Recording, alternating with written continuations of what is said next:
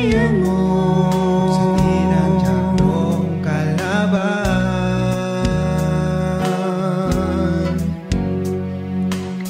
Kaya mo sinang bawat problema. Diyos ka maaasahan sa tuwina.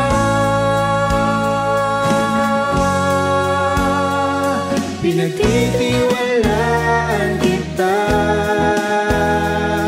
pagkat tapat kang talaga. Tinutupad mo ang iyong pangako. Sa piling mo'y panatag ako.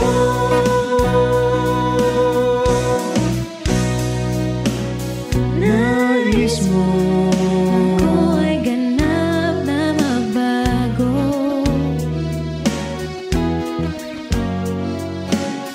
Nais mo Ligaya'y aking mata mo.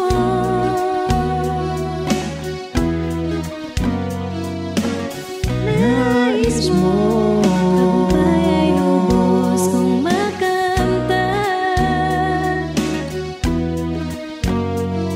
Diyos kang tapat umibig kailanman.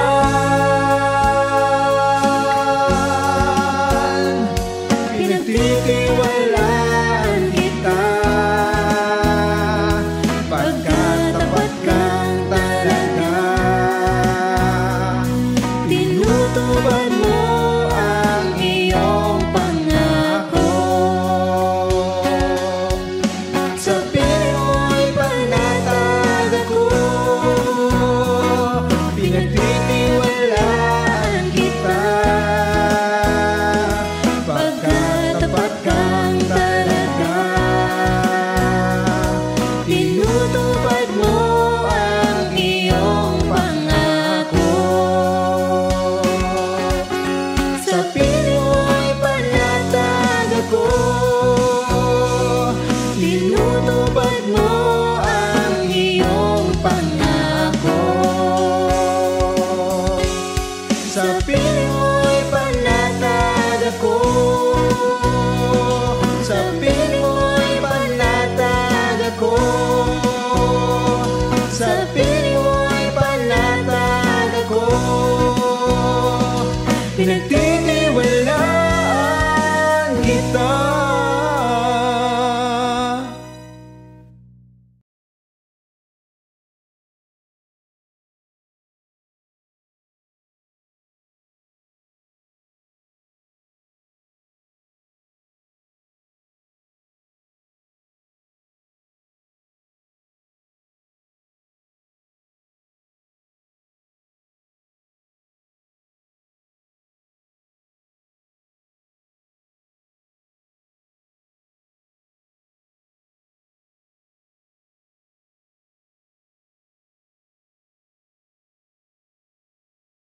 Ayan, magandang gabi mga kapamuso. Prayer meeting na naman po tayo. Ayan, medyo ang ating paksa ngayong gabi ay medyo, hindi man kontrobersyal, pero medyo may konting tanong. Ayan, ang ating topic ngayon, how to lose God's perfect will. Ayan, paano daw mawala ang perfect will ng Lord sa atin? Pero ang unang tanong, pwede bang mawala ang perfect will ng Lord sa atin? Ayun yung question doon, no? Okay, pwede ba yun? Tandaan natin, no? Ito yung magandang bagay, mga kapamoso. Tandaan natin na bago pa man tayo nilikha, meron nang nakalaan talaga sa atin ang Lord na perfect will. Bigyan natin ng example si Jeremiah. Yung Jeremiah chapter 1 verse 4. Sabi dito, sinabi sa akin ni Yahweh, bago ka pa ipanganak, ay pinili na kita upang maging propeta para sa lahat ng bansa. So bago ka pa pinanganak, bago ka pa ipaglihi, ibig sabihin, hindi ka pa man, sabi nga, hindi ka pa man sinisilang sa sinapupunan ng anak ng nanay mo, alam na ni Lord kung sino yung magiging asawa mo, kung ano yung magiging trabaho mo, kung ano yung magiging pamilya mo, kung ano yung magiging buhay mo sa hinaharap. Nakikita na ng Lord yun. Hindi ka pa man daw pinapanganak. So, ibig sabihin, magandang bagay, no? Napaka-gandang bagay na, wow, ang bait talaga ni Lord, no? Meron talaga siyang napakagandang plano sa buhay natin sa simula pa lang. Kaya lang, along the way, syempre, dahil sa kasalanan ng tao, sa ating mga kabiguan, sa ating katigasan ng ulo, papasok dito ngayon yung paglalaban ng perfect will versus permissive will. Naglalaban ngayon yung perfectong kalooban ng Lord sa kaloobang pinahintulutan niya lang. Magkaiba kasi yun. For example, ang kalooban ng Lord sa akin talaga, maging teacher. Nangyari sa akin to, no? Kalooban sa akin ng Lord talaga, maging teacher. Alam ko na yan, simula pa ng bata pa ako, no? Pero ayoko maging teacher. Kasi nung unang panahon, lagi sinasabi, pag teacher ka, maliit ang sweldo mo. Pag teacher ka, mahirap na trabaho. Kasi nga, naranasan ng mga magulang ko. Yun yung perfectong kalooban sa akin sana ng Lord, maging teacher. Kaya lang, mas gusto ko ang ibang kurso. Gusto ko ay maganda magtrabaho sa bangko, aircon, o diba? Maganda magtrabaho sa isang malaking kumpanya. Kaya iba yung kinuha kong course. Dito ngayon papasok yung pinahintulutang kalooban, yung permissive will. So yun. Ang problema lang kasi kapag ito nga ang magandang bagay sa Panginoon natin, hindi tayo pinipilit ng Lord. Bagamat ito yung perpektong kalooban sa atin ng Panginoon, meron pa rin tayong pagpili. Meron tayong tinatawag na freedom of choice. Hindi tayo nilikha ng Diyos na robot na, saan ka pupunta dyan? Kaya hindi ganon. Lagi tayong may sariling pagpili. So kahit meron sa ating perfect will, hahayaan pa rin niya tayo. Yun nga lang, ang problema kasi, kapag sinunod naman natin yung ating sariling kalooban, nagkakaroon tayo ng maraming detour. Nagkakaroon tayo ng maraming U-turn, nagkakaroon tayo ng maraming harang, tumatagal ang buhay natin, lumilipas, tumatanda tayo. Dahil nga wala tayo dun sa perfectong kalooban ng Diyos, napapatagal yung sanang magandang bagay na meron sa atin. So, diyan tayo ngayon papasok. Kailan ba pwedeng mawala? Quote-unquote, kailan ba pwedeng mawala ang perfectong kalooban ng Diyos sa'yo? So, pwede siyang mawala na hindi permanente, Nililinaw ko lang. Sabi ko nga, meron sa ating perfectong kalooban ng Diyos, Pero yan ay pwedeng madiskaril, maantala, pansamantala, mawala. Ano ang mga dahilan? Una, pakibasa nga, 1, 2, 3. Kapag nagduda tayo sa mga pangako ng Diyos. Yun. Unang-una yung kapag meron tayong doubt. Magandang halimbawa rito, si Abraham. Sabi ng Genesis chapter 12, verse 2, yung sabing gano'n sa kanya ng Lord, diba, doon sa konteksto, kung gaano daw kadami yung bituin sa langit, Sabi kay Abraham ng Panginoon, ganyan magiging marami yung lahi mo. Kaya pinangalanan si Abraham ng ama ng pananampalataya kasi naniwala siya, hindi siya nagduda. Considering na nung mga time na yon ay sobrang tanda na ni Abraham, nasa 100 years old na siya, sila ni Sarah, matanda na pareho, napaka-imposible na magkaroon ng anak, tapos sasabihin sa kanila ng Lord, magkakaroon ka ng maraming lahi. Pero nananampalataya siya. Bakit? Kasi ang linaw-linaw naman, sinasabi ng Romans 8:27, meron tayong banal na spirito na siyang nagkukumpirma sa atin kung ano yung kalooban ng Diyos sa atin.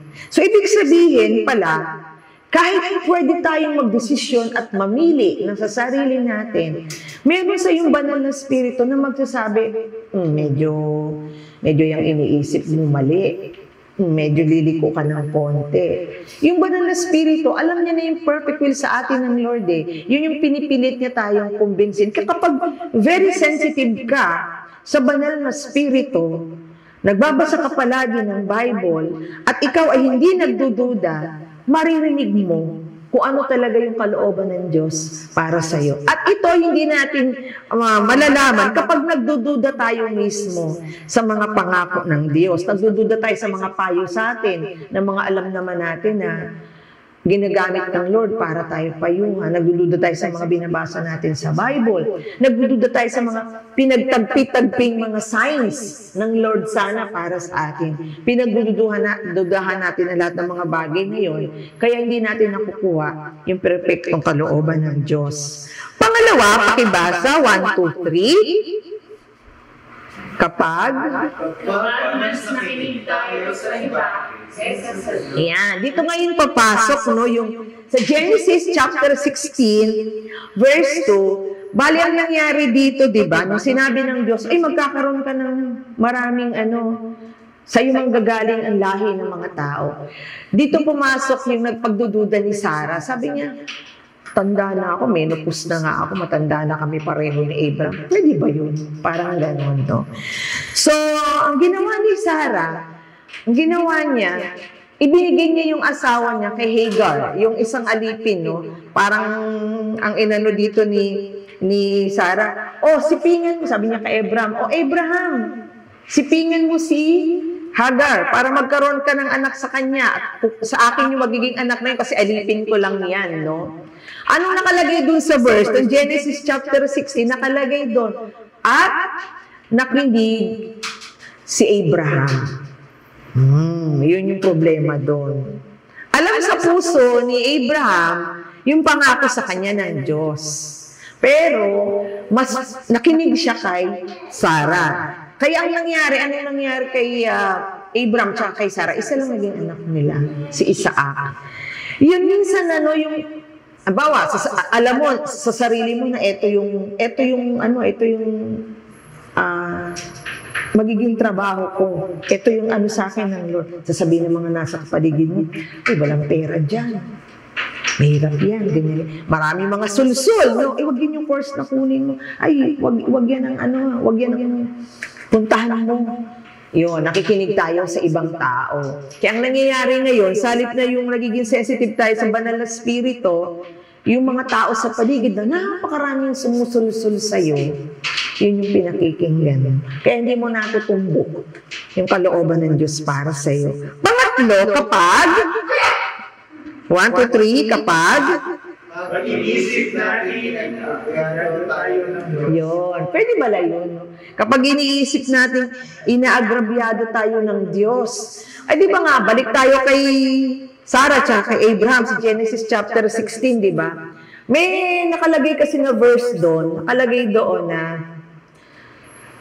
hindi kasi ako, pinagkaitan kasi ako ng Diyos. Parang something like that, no? Yung pinagkakaitan kasi ako ng Diyos, wala kayong anak, matanda na ako, naiinip na ako. Parang ganun yung context niya. Kaya sabi niya, sige, sumiping ka na Abraham kay Hagar. Parang inaano rito na ni Sarah, kung anuin mo na, si Lord naman kasi, lalo na nakikita niya, nagkakaanak na yung mga alipin, no? Tapos siya wala pa. Parang feeling niya, ba't ganito? Ang tagal-tagal naman yata ng pangako kay Abraham, wala pa rin akong anak. Naalala ko yung, nabasa kong isang story sa Daily Bread. Tagal na, no? Yung magulang, no?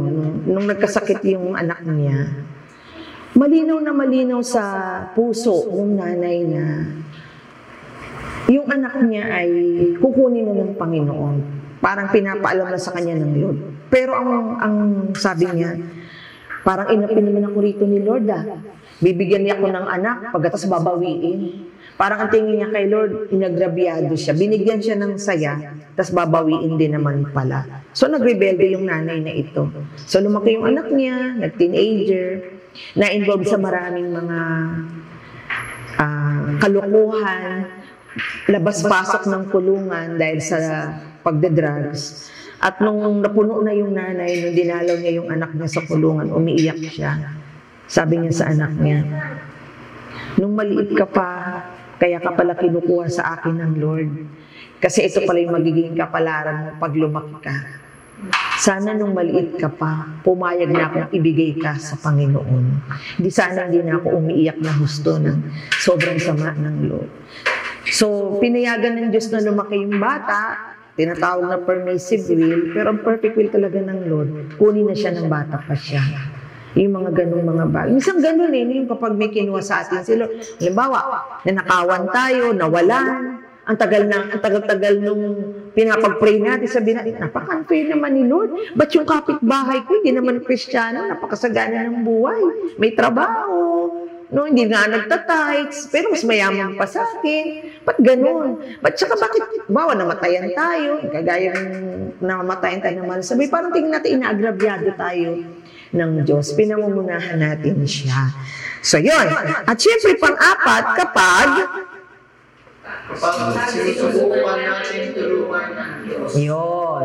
Anong ginawa ni Sarah? Ay, siguro, hindi na talaga ako magkakaanak. O, Abraham, sipingan mo si Hagar. Tulungan na natin si Lord na magkaanak. No? Ayan na si Hagar. Di ba naalala niyo yung kwento ni Saul, di ba? Yung may instruction na hintayin si Propeta Samuel na mag-alay, di ba, bago sila lumusob sa gera. Mag-aalay muna sila ng sacrifices, di ba? Naiinip na si Saul kasi feeling niya, ayan yung mga tao, ganyan. Unahan na natin, total, maiintindihan naman tayo ni Samuel, ni Propeta Samuel, mag-aalay din naman tayo ng sacrifices. The same way naman ang pag-aalay ni Propeta Samuel. Pero ang kalooban kasi ng Diyos, si Propeta Samuel ang gumawa nun. Kasi trabaho ni Propeta Samuel yun, hindi trabaho ng hari, yung ganung gawain. So, tinulungan na ni Saul, total, late si Samuel, no? Tulungan na natin siya para ma-less ang burden sa kanya. Nainip na ako. Yung mga ganong mga bagay. May mga pagkakataon, minsan ganito tayo. Tayo na yung gumagawa ng sarili nating step. Ang sabi ng Panginoon, hindi pa ngayon, maghintay ka lang. Ang sabi ng Panginoon, ito ang gusto ko, dadagdagan mo. Ayun yung mga bagay na parang iniinsulto natin ang Panginoon. May perfect timing palagi ang Lord sa lahat ng bagay. Ano ngayon ang dapat kong gawin? No. Panoorin muna natin yung video. Meron ako ritong hinandang video, no, nanenok ko ito sa mga kabataan unang panahon. Panoorin natin yung video. Sige.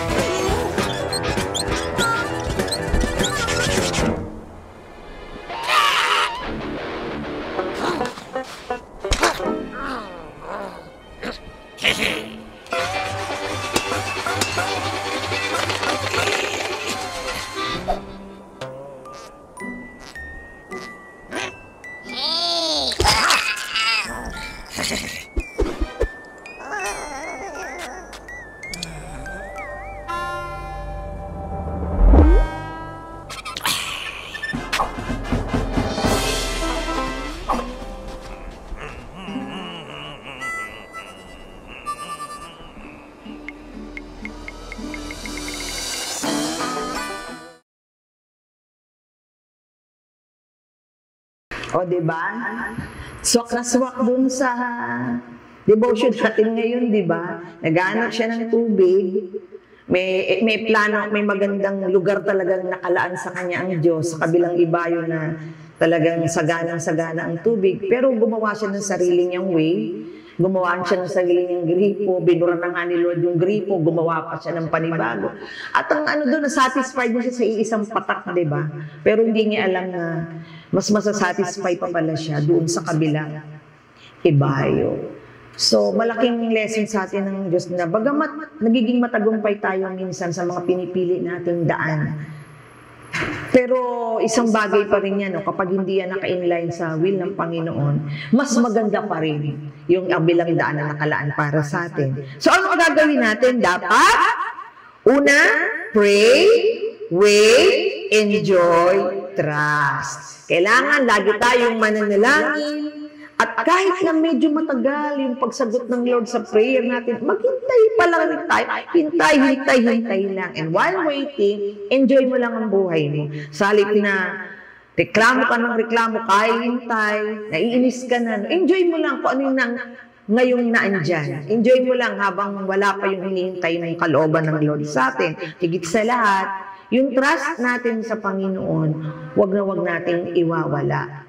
Kasi lagi nating iisipin, no, kung tayo ay nag-iisip ng maganda sa sarili natin, paano pa kaya ang Diyos na hindi mag-iisip ng mas maganda para sa atin? Tayo kanyang nilikha, may maganda siyang perfectong kalooban sa atin, huwag nating maliitin yun. Just pray, wait, enjoy, and trust. Tayo manalangin. Salamat, Panginoon, sa mensaheng binigay mo sa amin sa gabi pong ito. Minsan, Panginoon, talagang dahil tao lang kami, naiinip kami, marami kaming gustong mangyari sa buhay namin, marami kaming hinihintay, pero lagi kang may proper timing doon, lagi kang may perfect plan sa amin kung saan mo kami dadalhin, kung ano dapat namin gagawin sa bawat araw. Tulungan mo kami, Panginoon, na lagi kami manalangin sa iyo. Kasi the more na we pray to you, the more na magbasa kami ng Bible, mas magiging sensitive kami sa banal na spirito mo, na maririnig namin, Panginoon, yung tinig mo. Mas makikita namin yung direksyon araw-araw, kahit paunti-unti. At tulungan mo na maghintay kami, at habang naghihintay kami, gawin namin yung bahagi namin. Enjoy lang namin, Panginoon, yung mga araw ng aming paghihintay. Magpatuloy pa rin kami sa paggawa ng mabuti, sa pagsamba sa iyo, sa pananalangin sa iyo, sa pagmamahal sa kapwa. Dahil doon naman magsisimula, Panginoon, mas lalong mahayag sa amin yung perfect will mo po sa amin. At syempre, Panginoon, huwag mong hayaang mawalan kami ng pagtitiwala sa iyo. Dahil ikaw, O Diyos, ang una at higit sa lahat na nakakaalam na mas mabuti para sa amin.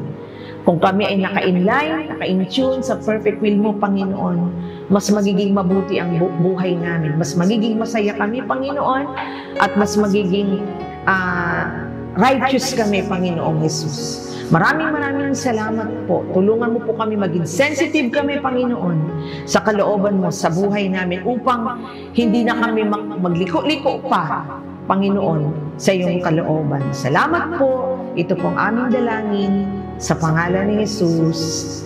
Amen.